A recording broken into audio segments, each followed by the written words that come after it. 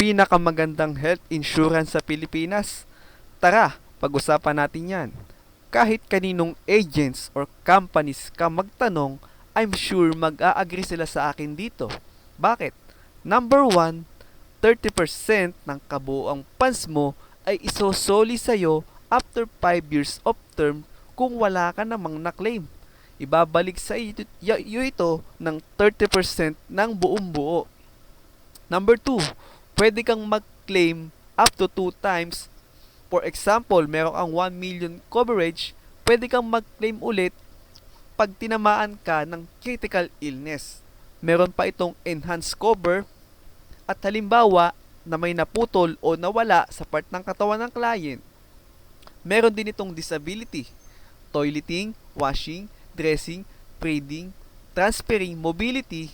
Meron lang siyang 3 di magawa dito ay may makiklaim na si client. Next, this will also act as your life insurance.